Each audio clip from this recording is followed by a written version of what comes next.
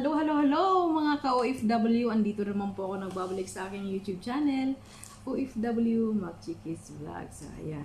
So, to this video, magagawa po tayo ng watermelon salad with feta cheese. So, ayan. Perfect na perfect to sa panahon ngayon. Sobrang init.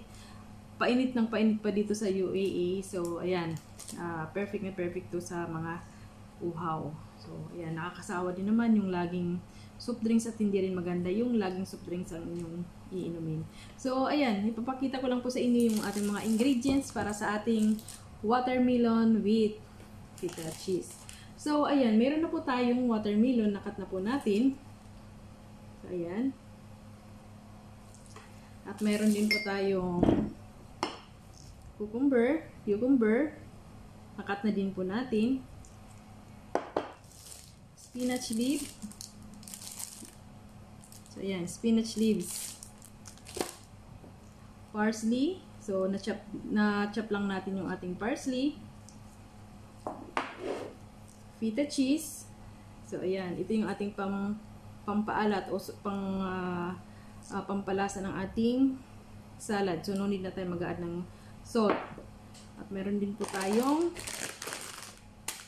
bread bites. So, ito yung maglalagay tayo ng bread bites kasi para naman maiba yung taste niya kasi may matamis, mayroon yung spinach, wala naman siyang lasa, ano lang siya talaga, crunchy. Tapos ang ating cucumber, so alam naman niyo ng lasa yung cucumber.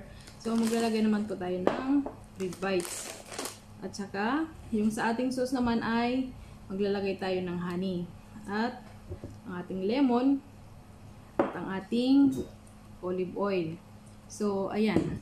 Ito yung ating mga ingredients para sa ating watermelon salad with feta cheese. So, ayan. Umpisa na po natin para natin gawin ang ating watermelon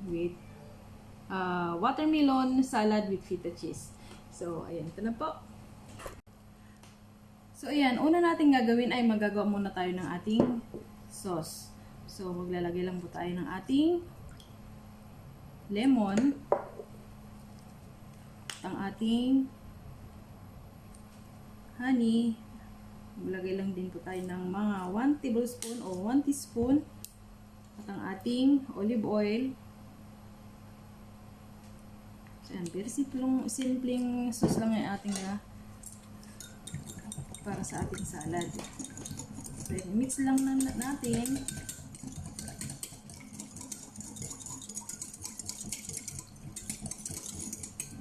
Na at itabi muna natin siya. At ngayon naman ay dito naman tayo sa ating fruit. So ito yung ating watermelon. Imimix lang din natin yung ating cucumber, ang ating spinach leaves. So ayan, hugasan ko na siya. At ang ating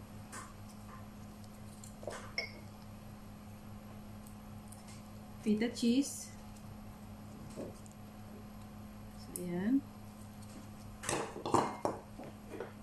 At i-mix muna natin siya.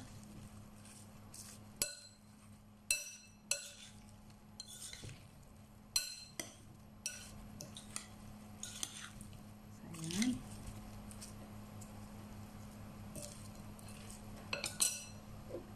At ang ating parsley. So, magtira lang tayo. At ngayon naman ang ating bread bites. So, pwede maglagay ng bread bites kung gusto nyo. Pwede rin wala, pwede rin mas maganda yung meron. So, ayan.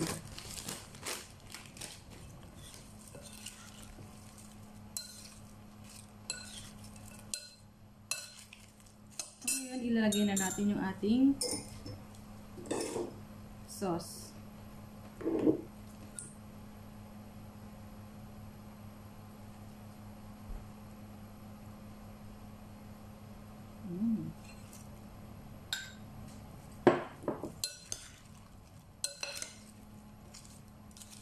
Ayan, super yum ang ating salad today.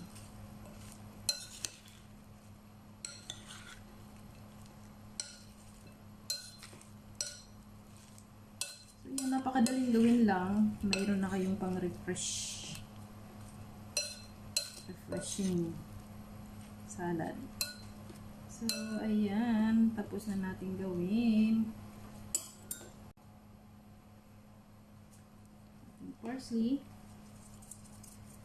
So, ayan. Tapos na.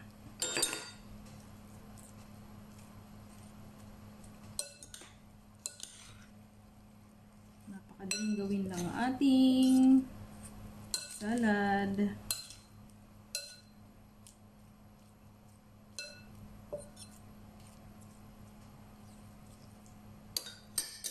Ayan, tapos na yung ating watermelon salad with feta cheese.